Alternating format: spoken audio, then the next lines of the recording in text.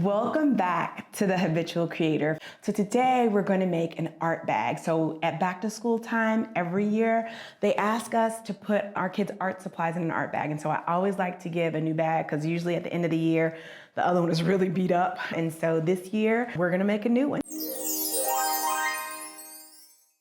So I'm on Cricut Design Space and I'm looking for something that's art related. They have lots of things about crafting and about glitter, but not a whole lot about art, but I think I found one that I can use for this bag. And I think we're gonna zhuzh it up a little bit, make some changes to make it our own. And so I'm getting closer. I think I found one that says, "Art class, here I come." That's a super cute quote. The colors are green and orange and yellow, so those aren't really my daughter's favorite colors, but never fear, because I can always go in and make adjustments to it. And you might wonder, can't you just sub it out when you get ready to cut it? I can, but oftentimes when I get ready to cut, I've forgotten what colors I want. So I'm gonna go up here and I'm gonna start with the yellow and I'm gonna go ahead and make a change to that color. So I'm gonna come down and I'm going to click on the edit button and I'm gonna change that particular color, I think, to blue. Blue's my daughter's favorite color, and so I can never go wrong there. So then I'm gonna get the orange dots and I'm gonna adjust those to a purple color because I think purple would probably suit her best. So I'm gonna choose a light purple color and then click apply, and then I'm gonna change the other one, the green dots, which also is the green Here I Come. I'm going to change that to a dark purple. So I'm gonna go down and do the same thing. So go over to basic cut and then just change it to that dark purple color and click apply. And then for the art palette and the brush, I'm gonna change it so that it looks yellow. It's actually gonna be gold. All of these colors are gonna be glitter because anytime I have a chance to work with glitter vinyl, that's like my favorite vinyl to work with. And especially when it's something this simple, it's easy to weed out. So I've changed all of the colors and now I'm gonna save it because every time I don't save, something crazy happens. So I'm gonna save it as an art bag and save it to the cloud. All right, now that it's all saved and ready to go, I can just click OK.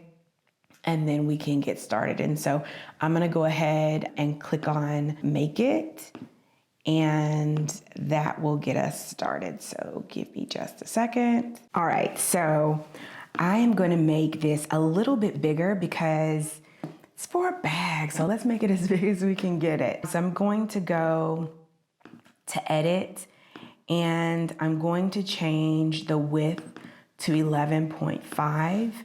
and hit enter, and then I'm gonna let it do its due. So let's see here.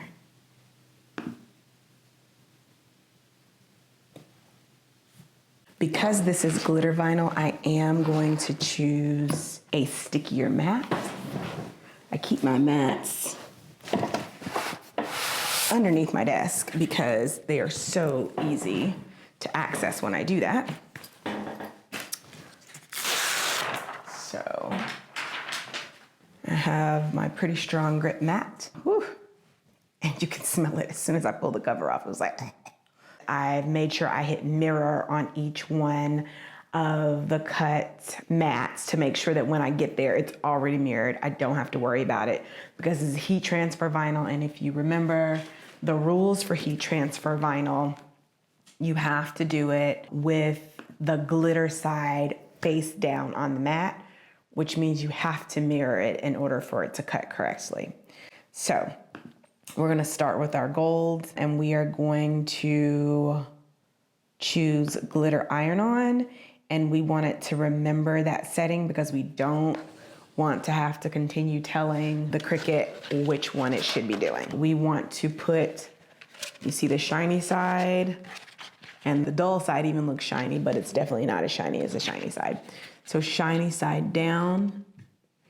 And sometimes this gets a little tricky because I'm using a very sticky mat because the glitter vinyl, especially if it's in a roll, and I didn't unroll it when I got it, it's super curly.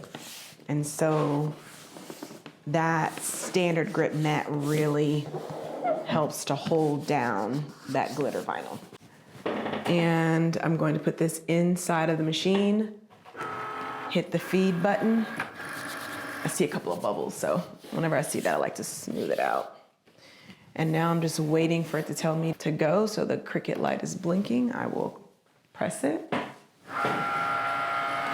And we will let it cut. So I'm going to cut out each one of the heat transfer vinyl colors, and when I'm done with that, I will come back and we can weed it together, and then I will go ahead and start layering and pressing it. So I'll be back.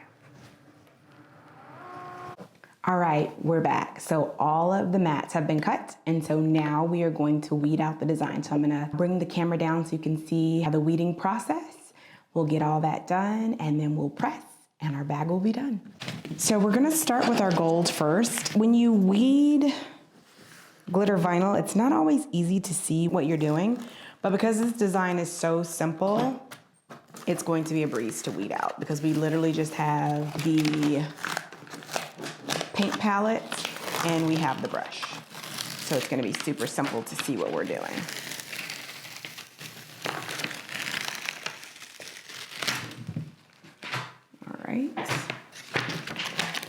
And then we need to get the inside of the paint palette.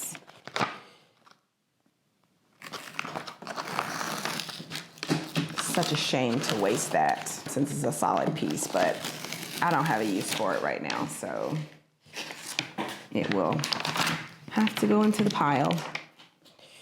And then we want to get the paintbrush. It has a couple of pieces.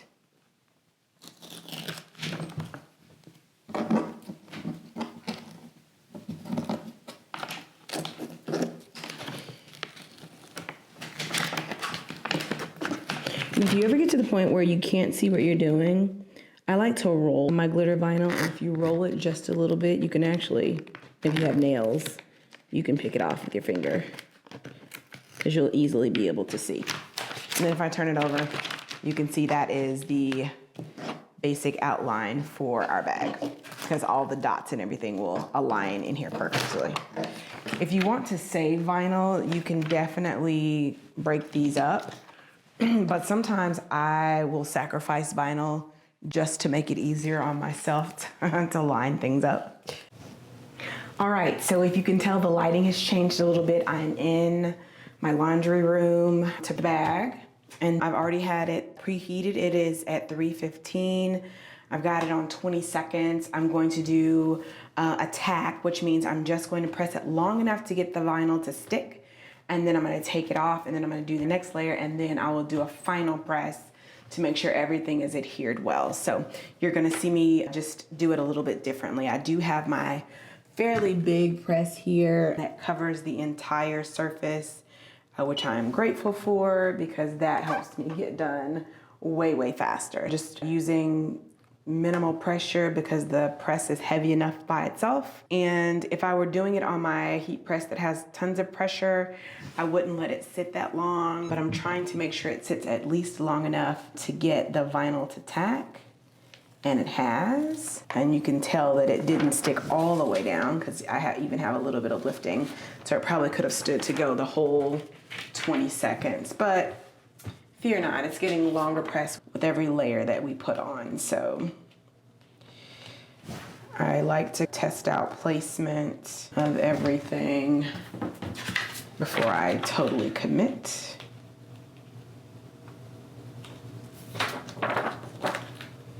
So that I know I can feel good. All right, that feels right. Can't let that blue stay on there too long because it'll still go ahead and start adhering, and we don't want it to do it too fast. All right, so here's the next press. I'm gonna let it go. I think I'm gonna let this one go for the full 20 seconds. If I were on the bigger press, the tack would be like 5 seconds max because those bigger presses, your vinyl will start to shrink and then things won't fit properly, especially if you were trying to do something like a knockout design. But since we're just tacking the vinyl down here, I'm not particularly worried. I just have to remember to peel it slowly so that I don't accidentally mess anything up. So then here's the blue. get it just right because this purple has to come right in beside it. All right, that looks pretty good. All right, so then we're gonna lay the blue down.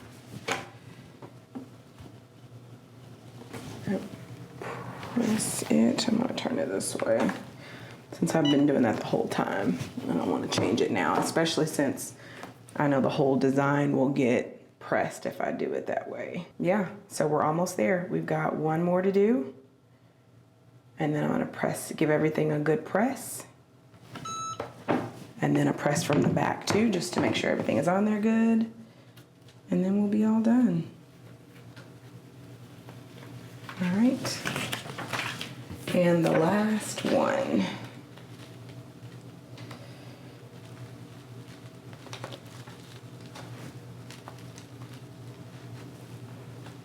And it's an art palette, so it doesn't have to be perfect, but you definitely want it to look like you tried to get things in there correctly. All right, here's our finished bag. It is super cute. I think she's gonna love it. It's gonna be big enough to hold all of her art supplies, and she can do it in style. If you got value from this video, please don't forget to subscribe and hit that like button. And if you wanna buy your own Cricut, check down in the description box below. We've got some cool deals for you, straight from Cricut themselves. I wish you happy crafting, and until next time, toodles.